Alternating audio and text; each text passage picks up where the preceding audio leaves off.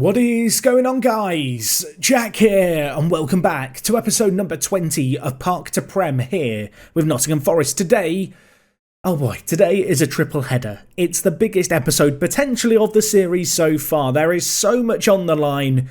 Here is how the league table looks. 4th through to 9th place, separated by 2 points. Today's games, we've got Newcastle, who are rock bottom of the league to start things off. Probably should be winning that one. We've then got Leeds United in 7th, perhaps the most difficult of these remaining games.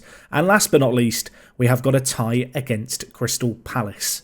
Yeah, not looking forward to today's episode in terms of holding my nerves. Of course, last episode we had a double header, but with how this season has ended, it just feels like we need to cover each and every little twist and turn of what has been an incredible season. And well, hopefully, we're going to turn some of these draws that we've had as of late into some wins. And well, this first game, it should be the easiest of the bunch. You can see Manchester United, who were top of the league, were actually held to a draw by West Ham United, who have now really fallen out of all contention for European football. Of course, worth reiterating, our goal difference is very, very good. So with that in mind, I'm hoping it's going to play out in our favour. And, well, let's just get into this. Of course, nothing's happened since you were last here, other than the fact I've slept, I've paced around my room, I've overthought every single scenario, and, well, we're now sat here. Worth noting that for this first game, Sekker is not available. He is injured. In his place, we are going to bring in Ek, who has been just developing superbly. He's picked up the left attacking mid position pretty quickly. I do see that as his longer term spot in the team, cutting inside with 13 finishing and 11 crossing. It feels quite logical really to have him cut in on his stronger foot, get higher up the pitch. But for today's game, he is going to be starting out on the right hand side, Amlo up top, Sekker on the left. The rest of the team is pretty much full strength. It's been a long, difficult season. There is just this little home stretch left. And if we can get the results that we should be expected to get, I guess, given the fact that 2 of our games against teams in the relegation zone, the very least that we should have here is European football, which in our first season in the Premier League, I would have bitten your hand off for. So let's see if we can do it. Newcastle United, game number 1.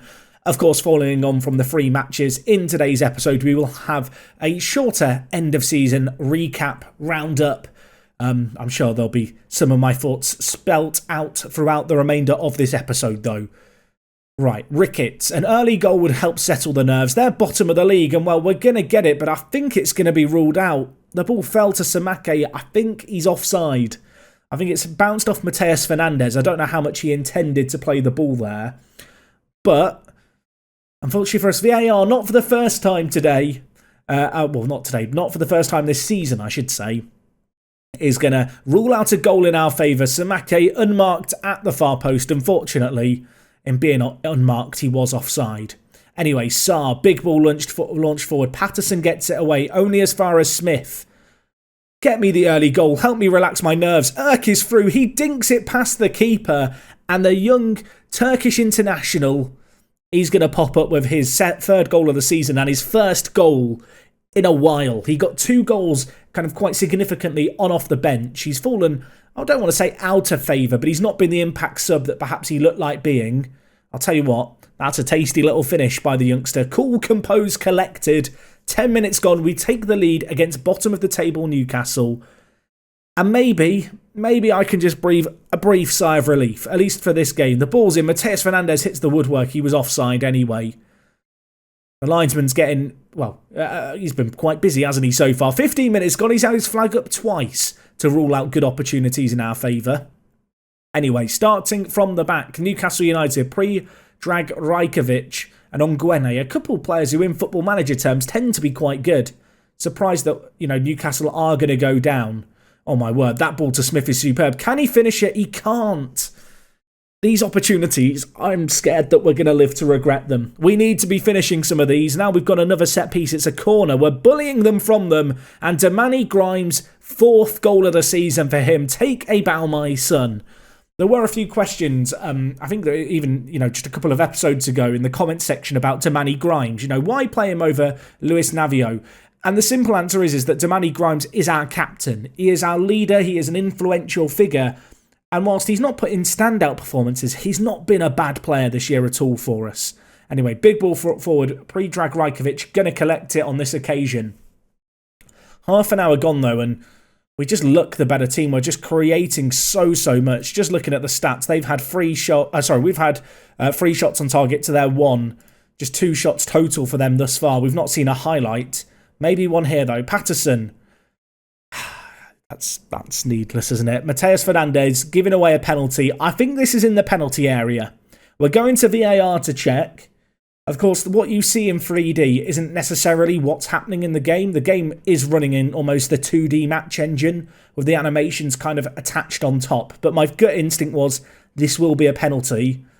And it is going to be a penalty. So out of absolutely nothing in a game that we looked to run rampant in, they have a chance from the spot. Stokes, can you come to the rescue? I don't think I've seen him save a penalty this year. And the wait goes on. It's now 2-1 and that's not what we needed. Newcastle, they're already relegated. They're already going down. This should have been, a no-nonsense display against a team with nothing to play for. And, we've just given them a way back into this game. They've gone from having absolutely no XG to suddenly a penalty bumping it right up. Whips in, Peter Shaq. He's got to hit the target there. Oh, I mean, it's 2-1 and it's been a good performance so far, but in case you can't tell, didn't like that penalty going in. That's not what we needed. At half-time, I'm going to get shouty. I'm far from pleased, lads. Let's get some pumping fists going. You can improve. You can do better. I mean, if we play like we did in that half, in the second half, we should win this comfortably. But, I mean, we've missed out on opportunities this season. There has been games like this one where I feel like we've been the better team and it's just not quite worked out. Obviously, I'm hoping that this is going to be the exception to that. Going to make a change. I'm going to bring in Sekker, I think. In fact, no, I'm not. I'm going to bring in Marcelo for Samake, of course. Marcelo got off the mark last episode. We'll bring in Dr. Medj as well. Have we scored? What's happened? Have we... This is awkward. What's that? VAR's checking. I think it's going to get ruled out. What happened? I've missed it. It has been disallowed. I think it was offside. Was it a throw-in? No, it's a free kick. Whips it in. Who is that? I mean, Grimes is completely unmarked. I'm not even sure he's the man who scored it. Unfortunately, he was offside. He was interfering. It remains 2-1. The change is coming out, though. With 10 minutes left, surely we're not going to end up losing this. I'm happy for this to stay 2-1 if it needs to. I feel like we've been the better team. We deserve the win. Time just trickle away. 2 minutes left. Ball whipped in. Amlo's there. That will do us. Game set and the match. 3-1 Forest. That is not as convincing as I would like to see against the team who are bottom. But Finn Amlo, he adds to his goal-scoring record. He was the 3rd highest goal scorer in the Premier League. Still maybe an outside chance at the Golden Boot. Lovely finish by him there. And that is 1 game down, 2 more to go. But the big question is, what's happening elsewhere? What happened elsewhere? Who won? Who lost? Tell me, Football Manager. Right, Arsenal beat Chelsea. So Chelsea in 3rd. I mean, they've secured their position. They're fine. Palace beat Bournemouth. That doesn't affect us at all. I mean, looking at it, it doesn't really look like any of the teams around us played yet. I think they're all playing tomorrow. I'm trying not to focus too much on opposition games. I'm trying to, very much keep our head kind of screwed on, keeping the blinkers up. I don't want to be looking at what people are doing in the lanes around us in this race. I want us to just have our eye on the finishing line and just win the next 2 games of the year. But yeah, we'll have to take a peek here at what exactly is going to happen, because there are games being played and you saw how tight it was before. The situation is ever evolving. So we've got Liverpool and Sheffield United. I guess Liverpool are playing on the Monday. What is going to happen with these Sunday games? A Sheffield United defeat wouldn't necessarily be the worst result in the world for us. It would give us a shot at the top 4. I don't think they've played yet. We hit continue some more. They've beaten Everton 3-1. Leicester drawing against Burnley is pretty significant. Burnley down in 12th. Leicester with that fall 3 points behind us. So that is one team falling off the pace. Similar situation to Wolves, actually. The more you look at this situation, due to our goal difference, a win or a draw in our next game, actually no, a win in our next game probably secures us European football of some kind. In terms of who we're taking on, though, it's Leeds United. It's a huge game. It's a monumentous occasion. Is there a Premier League game happening on the Monday? It's Watford v Chelsea. That one doesn't matter to us. Liverpool... What happened with Liverpool? Did Liverpool just have an evening kickoff on the Saturday that I missed? I'm a mess, everyone. They drew against Wolves in the late kickoff. 1-1. That's pretty good for us. That's pretty good. Unfortunately, Sheffield United, now the team that we're really looking at to slip up, their remaining 2 games are against Newcastle, who we've just played, and against Leeds on the last day of the season. So, tough for Leeds. They've got ourselves and Sheffield United to play. Liverpool's remaining games, if we just take a peek, are West Ham and Southampton. They should win those both, really. Oh my word. Right, let's go forward. No dilly-dallying. Game number 2, Forest v Leeds. Let's do this. 1 down, 2 more to go. Now, it's Leeds United. We're playing at home, 6th versus 7th. At the same time that game's going on, Sheffield United, Newcastle United. A game we are going to have our eyes firmly fixed on. Unfortunately for us, in the early kickoff, Liverpool have won 3-2. Continuing to apply pressure on the rest of us to all step up and perform. This is the most difficult game of all the games we've got to play in this run of fixtures. If we get a win here, the last game against Crystal Palace comparatively looks easy. In terms of team selection, I am not starting Sekker again. He's been tired, he's been struggling just through fatigue, he hasn't been in the best of form, and given Erk scored in the last match, I think he's earned the chance to play out on the right-hand side. I don't want to say it's a risk or it's a calculated risk. Ultimately, I'm picking the right winger who's in form and is fit and raring to go. But undeniably, it's a decision that we may look back at in hindsight and say, should we have started Sekker? Either way, Erk whips in the ball early on. I mean, if he gets a goal, any kind of question over the team selection goes out the window. It's a great run. He whips it to Sekker. 3 minutes into the game, maybe it was the right decision to do after all. Oh, Sekker. Sekker, what a player. From Championship reject right winger to Premier League goal scorer. The ball here was superb. A lovely touch around by Erk. Skips past his man like he's not there. Thunders in off the crossbar. I mean, suddenly we're going to have that one eye fixed on the game that's going on over at Sheffield United. We'll have to see how that game continues to play out. The league table live here. I mean, regardless of what happens, this kind of end of season running is going to go down to the final day of the season. That is a certainty at this point. In terms of what European football we're going to be playing, that's the golden question that we don't quite have an answer for just yet. But currently, sitting in 4th, can Newcastle, who are bottom, do us a favour? Anyway, Sarr, long throw forward. As much as I want to focus on the other games that are going on, I need to have my head in this game. Leeds United are in 7th for a reason. In the last couple of years, they've actually been relegated and then promoted back to the Premier League in the save game. Don't think they finished higher than really mid-table. So for them, this is as good a season as our season's been good. Oh my word. I thought Amlo was going to score that for a second. It remains 1-0 here. The Sekker header through was great. The finish just off target, sadly for us. But 40 minutes gone, I'd say we've been the better team, but now they're on the attack. Scarlett, clean throw on goal. On this occasion, Stokes stands big. He stands tall, like a mighty tree. And he gets a hand to it. A corner, though, to be dealt with. Kent whips it goalwards. Piotr heads it away. One of these standout performers for us this year, Piotr. Leeds, though, knocking the ball around nicely. Balderson, Regina leaps in there. Easy, Tiger. Less of that. The ball hits the woodwork for them. We get it out. I don't like that. It remains 1-0, but just before half-time, a late kind of second wind coming from Leeds United. They found something they hadn't shown previously. Looking at the stats, we've been the better team for the most part. But that late opportunity is just a little reminder that this ain't done just yet. Anyway, long throw in. Sarr launches it. Sekker under it, heads over. Another golden opportunity goes a-begging. You can see Sheffield United now beating Newcastle United. Let's get the latest scores up, everyone. It's 3-1 in that game. A late flurry of goals after Newcastle took the lead early on. Makes it seem like going into the final day, barring a late swing in goals, that we aren't going to be starting in 4th place. I'm going to take off Smith, who's on a booking for Medj. I'm going to take off Amlo, who's been a bit quiet today, for Sekker as well. bringing in Stevie to play as a striker. For those of you wondering how the African Cup of Nations went, sadly South Africa didn't make it too far in it, and I think the eventual winner was the Democratic Republic of Congo, of all nations. Anyway, that's time waste. There are 5 minutes left. We've been in control of this game, but it's not over till the fat lady sings. Is she going to start singing?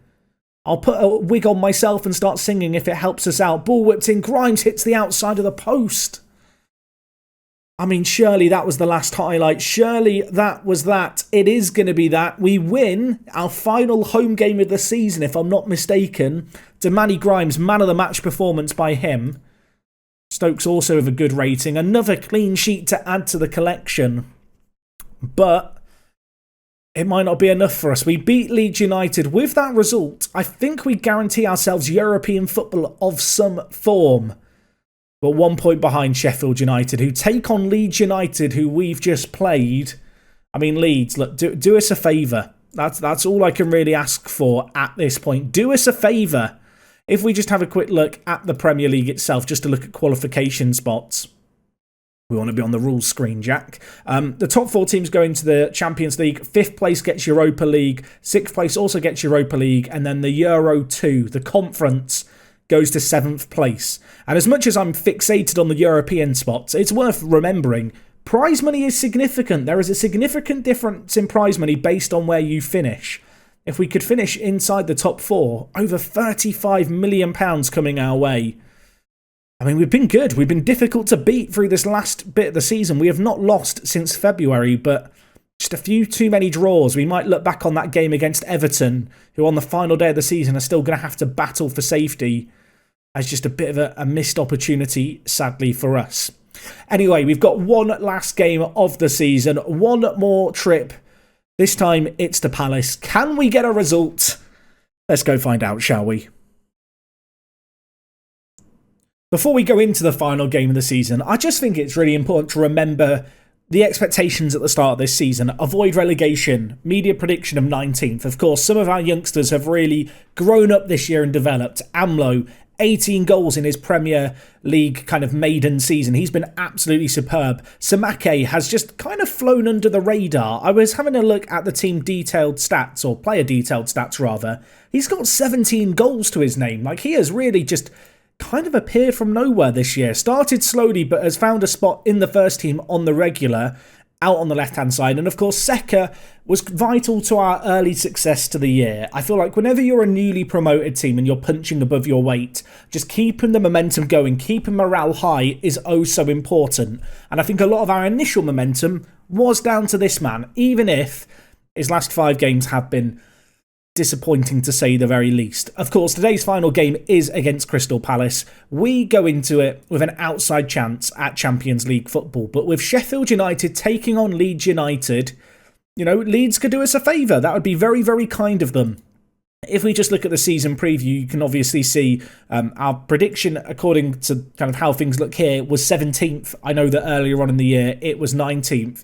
It'd be fair to say that we've done really well. Sheffield United, to be as high as they are, have done well. Of course, the likes of Arsenal, Tottenham, even West Ham to an extent, have just massively, massively underperformed. And ourselves, Sheffield United, Wolves and Leeds are teams that have looked to capitalise on that a little bit. And while going into the final day of the season, one of 3 teams could end up in a Champions League spot. We're taking on Palace. All the games are at the same time. It's going to be dramatic, everyone. It's going to be really blooming close. Let's just go out there, get a win, hope that Leeds can do us a favour. I don't know if I necessarily believe that we deserve Champions League football, but I feel like we find ourselves in this position through playing a really aggressive attacking style of play that has seen the goals flow. And, well, if we could finish top 4, that would be a ridiculous achievement for our first kind of season at this level. I'm a little bit scared with the prospect of European football next year that our squad, in terms of just depth, is not going to be good enough. Whilst we don't have a small squad, the actual quality that we possess for a Premier League club is questionable. Never mind for a Premier League club also playing in European football. I feel like right now we rely on a couple of players to really step up and perform. I'm looking at the likes of Amlo. I'm looking at the likes of Sekker. You know, when they perform, we do well. Well, hopefully they can turn up for one last big occasion here. As Roger has the ball. I don't think he's scored yet this year. That's about as good a chance as you're going to get. He puts it wide of the mark. Of course, we'll keep a close eye on the latest scores. Leeds currently 1-1 against Sheffield United. So all-out drama there. Sheffield United took an early lead, but they've been pegged back. If that game stayed as a draw and we win here, that would see us finish top 4, everyone. As things stand, of course. It's all in a state of flux. It's crazy how close the season's been. Down at the bottom of the table as well, there are 3 teams kind of at risk of relegation. And one of them is Crystal Palace, if I'm not mistaken. I think Crystal Palace need to get a result here to avoid the drop. And they've taken the lead in this game. Arvin Appiah with it. Elsewhere, Liverpool have just taken the lead against Southampton. Says that was scored in the first minute. So that might have been scored a little while ago. But if Liverpool win, we have to win. If Sheffield United win, well, we can't finish top 4. If we just look at the lower end of the table, you can see here, with this win here, Palace move out the relegation zone and Everton would be going down. I'll tell you what, they are very fortunate to be ahead in this game, I think, Crystal Palace. I'm going to go on more attacking, I think. We've been the better team. We've created a lot more chances, but they've scored 1 goal. They've got a highlight in our half again, and I am scared. The ball whipped in. Damani Grimes heads it away on this occasion. Now with Gibbons, who gives it back. Amlo intercepts. Amlo, you've got to score this one-on-one. He's bearing down on goal. He's either-footed. Can he tuck it away? He kicks it straight at the goalkeeper, and my head is in my hands. A corner now for us to try and deal with. This makes me nervous. Elise to whip in the ball. He does so. Piotr heads it out to Amlo. Could we hit them on the break again here? Amlo is quick, and he's going to just stretch his legs and run. No one really to aim for in the middle. Might need to square it. Tries to go alone into the side netting. Shades of FM20 about that. And at the break, it's 1-0 Palace. And that is just, it's really not good enough. Boys, come on. Come on, we've been the better team. We need a moment of quality. Samake's been poor. Now they've got a set piece. It's played down the line. Back to Elise now. Worked around nicely, and it's a header, and it's their second shot on target of the game. And it's in the back of the net. Right, changes are happening. I'm going to take off Samake, and I'm going to bring in Marcelo. I'm going to take off Smith. I'm going to bring in Erk. And with our final change, I'm going to do it now. I'm going to take off Sekker. Controversial, I know. A bit of a shuffle here. Erk on the right, Marcelo on the left, Dr. Medj coming in down the middle. Anyway, we've got a chance maybe here. I want to believe. Ball whipped in. Mateus Fernandez back to Samake. What is happening? Ball whipped in. Keeper holds on to it. I'm going for a triple change early, but I think we need something a little bit different here. If results stay as they are, we will drop down to 6th, which would still be a Europa League spot. Amlo's picked up a knock, which is concerning considering we are out of subs. Especially because we need 3 goals, everyone. We need goals. We need a hero. And in fact, it's Crystal Palace bringing the ball forward here, which is always going to make me a little bit scared. I feel like we've had big upsets this year, but we've also had games where we've just not performed against slightly smaller teams that we perhaps should be beating. I'm going to up the tempo a little bit. Ask the players to really, kick things on another gear. Leeds v Sheffield United is currently 1-1. Liverpool are winning 3-1 in their game. With 22 minutes left, there's going to come a point very soon where I need to throw more men forward. But we have a chance here. It's going to fall to Marcelo from the long throw. Get the ball out the back of the net, Marcelo. He's an absolute weapon from set pieces. One of the reasons we brought him in, he's almost 6'6", I think. He's a giant. He leaps bigger than the goalkeeper. He gets it into the back of the net. It's goal number 2 for him, for the season, for the team, and in as many episodes. But we need more. We need 2 more goals. We need a miracle. Sheffield United winning their game means that this might all end up being in vain. Leeds United currently not doing the result that we need them to do. I'm going to have to shuffle things around here a little bit. We're going to move Ricketts into the centre attacking mid position. He can go on shadow striker. Amlo, play advance forward. Sit on the shoulder of the last man. We've got to go for it now. We've got to just gamble a little bit. We need a result here. And it doesn't feel like it's going to happen. But with 5 minutes left, there's a highlight. I want to believe we are going to be leaving ourselves exposed at the back. And as things stand, even a win here wouldn't be enough. Skips past one man, skips past another, gives away the ball sadly. Big ball lumped over the top.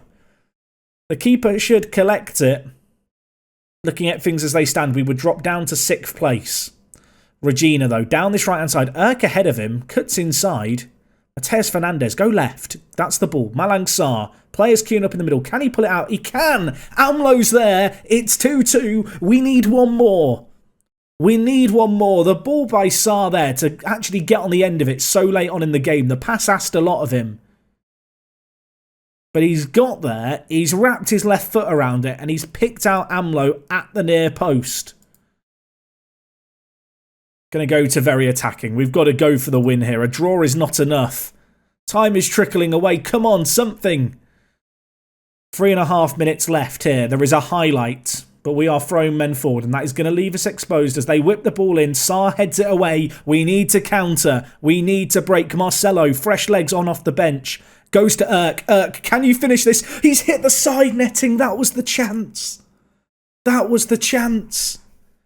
And he's fluffed his lines, and with it, it finishes 2-2. And that is not going to be enough for us. And with it, I think it's Europa League football. I think 6th place is where we're going to end up here. It is. Wolverhampton Wanderers' win was not enough for them. Elsewhere, Leicester beat Arsenal 4-0 on the final day of the season. Look how close that was. I've just realised Leeds scored in the 90th minute. If Irk finishes that, we go into 4th. That miss at the end is the difference between Champions League football and Europa League football at the end of a 38-game season. We qualify for the Europa Conference League. Does that mean we're not even in the Europa League? Oh, don't do this to me. I thought we'd be in the Europa League. The Conference League, not like this. Is that dependent on the winner of the FA Cup, maybe? It's Tottenham v Chelsea. I think if Chelsea win that, we get Europa League football. I think. The winner of the Carabao Cup was United on penalties over City, but they've obviously both already qualified for European football, as have Chelsea. So I think, and I might be wrong here, we'll leave it as a suspenseful thing, I suppose. I think if Chelsea win the FA Cup, we go into the Europa League still. Either way, £32 million is huge. And with that result, I was too fixated on what was going on ahead of us. By Irk missing that chance, Crystal Palace avoid defeat on the final day of the season. And with that, Everton are relegated. Now, Everton at the start of the season were predicted to finish 9th. And I'm wondering if they might have some good players worth kind of plucking from them. I'm sure they're going to have some good little players. If we just insert column, shall we have a look at it? I feel like a buzzard kind of around a corpse here. What have you got available for us? Please insert the column, Football Manager. Release. We're gonna have a falling out here, Football Manager. Clauses release. Active relegation release. Okay, I thought this might be the case. They have no one with an active relegation release clause because they probably don't expect to get relegated, so they just don't include that clause. But there's some good players in this team. They've got some good youngsters as well. I'm looking at you, Greggy Barker. I'm thinking he could, having another young English striker, albeit at 23, he could be a good addition to the team. They've also got this 21-year-old who's a Turkish centre mid. I might ask Irk to give me the rundown on if he's any good. Actually, how much money? Have the budget's been set yet? I don't know if the budgets have been updated yet for the year. Either way, I'm saying all of this. If we hit continue once or twice, we should get into the end of season portion of today's episode. It's difficult because normally I plan these a little bit, but because I didn't know where we were going to be finishing, the planning somewhat goes out the window. You can see here, though, in terms of new arrivals, I think our new arrivals had a big impact. I mean, Amlo looks like the best bit of business we've done all year. Apparently the board are only content. I think for £23 million to get a 20-year-old who's got 19 goals in his first Premier League season is a pretty good return. Irk played very well, as did Owen Ricketts. 10 assists, 3 goals. He's looked really good. Not a small amount of money paid. I think the big thing to note is that we brought in a lot of young players this year, and all of these kind of in the top 5 have played a role in the first team throughout this year. which I think bodes well for the longer kind of term future of this team. That was very much a conscious decision to invest into things and invest into the future. So you can see here, a season to remember. We defied expectations, expected to avoid the drop. A 6th place finish is a really good finish. The only concern I have is maybe it's come a little bit too soon. I feel like this year we almost struggled just juggling Premier League football. Having European football next year is going to put an extra strain on our squad,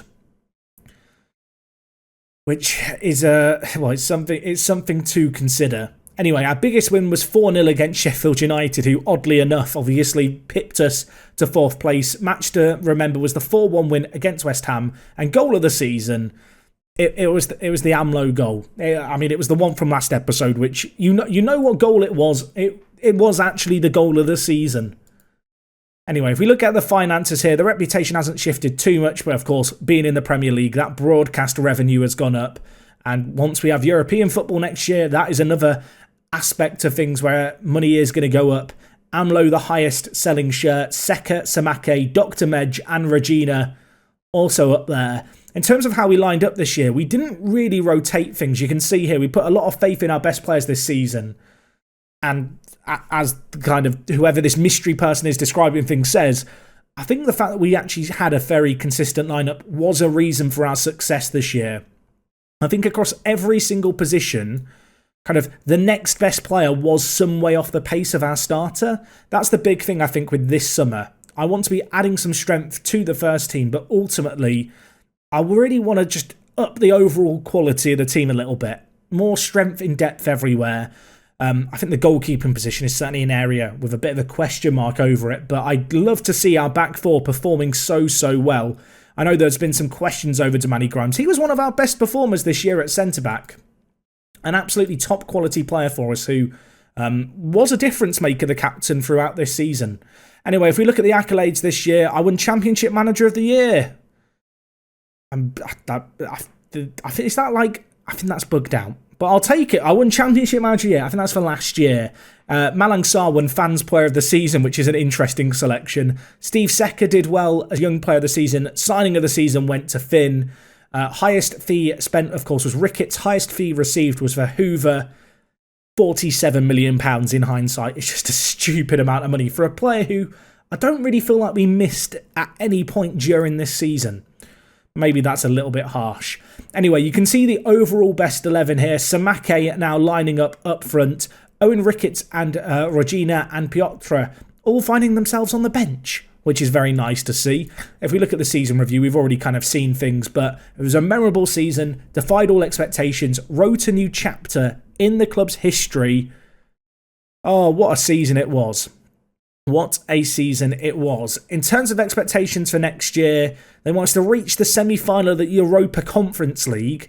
If you're not familiar, there is a new UEFA competition starting below the Europa League, or the UEFA League. That is what the Europa Conference is. So we're going to be playing in that. It looks like the club cultures have been cut down. You might remember a few years ago there was just a mental list of them. It's now just play attacking football, develop players using the club's youth system. Little bit easier for us. Worth noting, training and youth facilities to be upgraded next season. So that's an exciting kind of landmark for us. Our facilities on the whole are very, very good. Exceptional academy coaching and youth recruitment. Obviously, just continuing to get these facilities as close to state of the art as possible is always kind of an aim here. In terms of plans for next season, I'm going to say mid-table. And I think that's what we need to aim for, right? And I'll tell you what, the players are loving it. We're having the best team talk ever. Right, great season, lads. Go and enjoy your summer breaks. Don't get drunk in Greece and punch someone and get arrested overnight. I'll see you. I don't think we go through any qualifying rounds for Europe, actually, which is quite nice. Also, pre-season training. Let's go to South Africa. Let's go to the land of Steve Sekker for our pre-season. You can see here, Mason Mount won Footballer of the Year and PFA Player of the Year. Haaland, Golden Boot. Actually, with Finn's goal on the final game of the season, he ended up getting second in the Golden Boot Award. And Steve Sekker, Young Player of the Year. That's a little bit of a surprise. He really did drop off at the end of the season, but before he went away on international duty, he was the game changer for us. He's a quality player. We can't really sign anyone like him. Over January, when he went away on international duty, I did look to see if there was a Steve Sekker Jr. out there. Doesn't exist. He's one of a kind. Also, you can see here, Dr. Medj continuing to develop this year. I feel like he's a player who's been a bit of an unsung hero.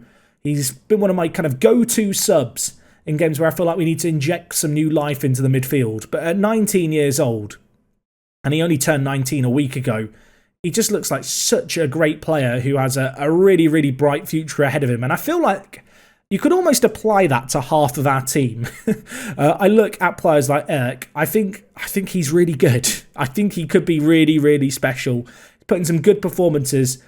He's developed as well quite nicely. Considering we've been training him in a whole new position this year, lots of development across the board in his first 10 months at the club. He could be really good. Hopefully that, a lot of these players are going to live up to the expectations. I look at someone like Piotr, who he signed for 4.7 million.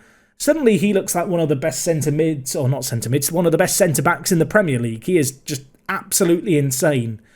He's been obviously an ever-present part of our team, and I don't think it's too crazy to suggest that he could end up being captain in the very, very near future. He's that good. Professional personality, plays pretty much every game when he's fit, and doesn't really put a foot wrong.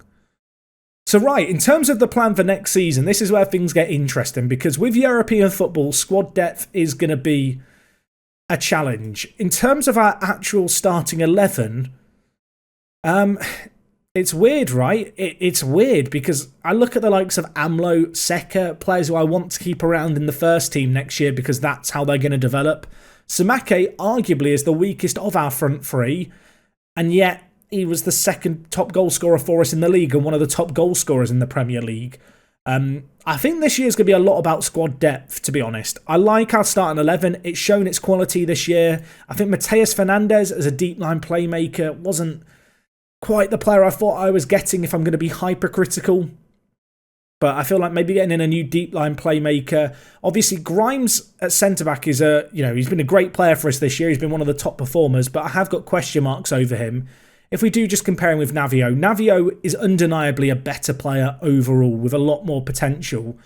I think next year we might see a kind of a passing of the torch. Of course, the one downside with Navio is his jumping reach. I have seen comments suggesting, maybe playing him as a wing-back, but the kind of counter-argument to that is, as a centre-back, the one kind of glaringly obvious gap in his game is his jumping reach. Although his aggression, bravery and heading mean that, he's going to go up for every single header.